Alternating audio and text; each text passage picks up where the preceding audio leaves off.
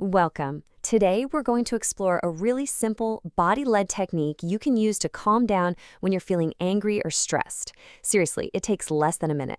Think of it like a reset button that uses your body's own natural intelligence. So, let's dive in. So let me ask you something. You know that feeling, right, where you get so stressed or angry that your body just feels stuck? Stuck on high alert, like you can't quite power down, even long after the moment has passed? Yeah, if you've been there, you know exactly why I'm talking about.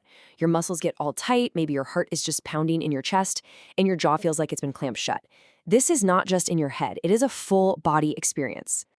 And what's so interesting is how these different emotions have their own physical signatures.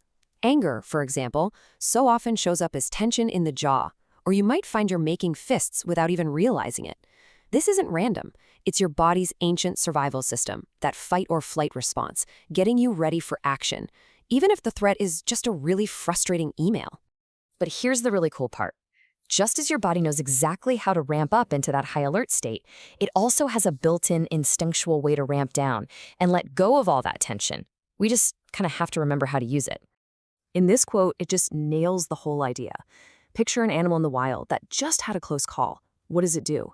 It literally shakes its body to discharge all that stress energy.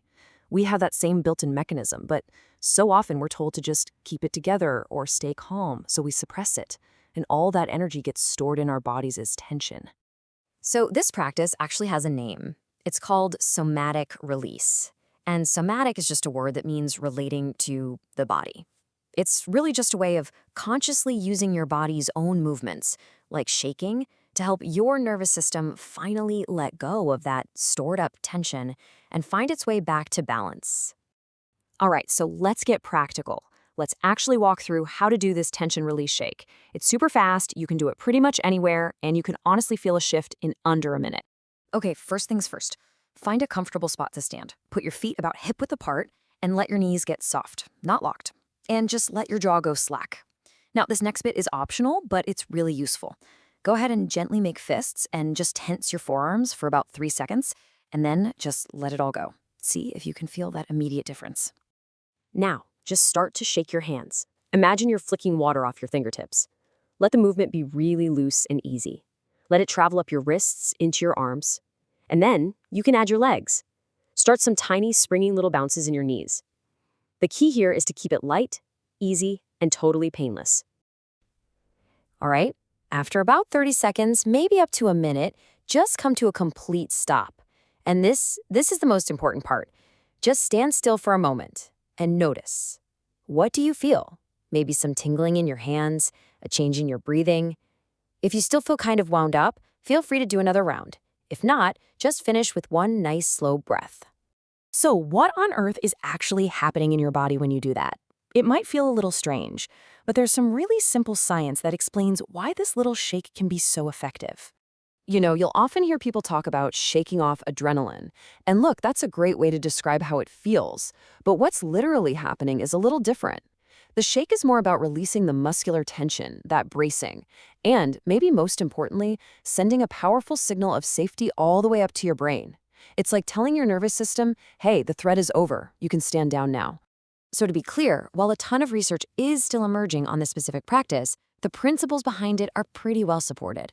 It helps release that chronic muscle tension, it gives all that fight or flight energy a safe place to go, and that signal of safety encourages your body to shift into the rest and digest state, the opposite of fight or flight. It also just helps you get back in touch with your body. Now, let's talk about how you can actually bring this into your daily life, because a tool is only useful if you actually, use it. So here are a few ideas for making this practice work for you. So when would you use this? Well, think about right after a tense argument, or maybe after a really stressful meeting at work. It's a fantastic little circuit breaker to use before you fire off that difficult email.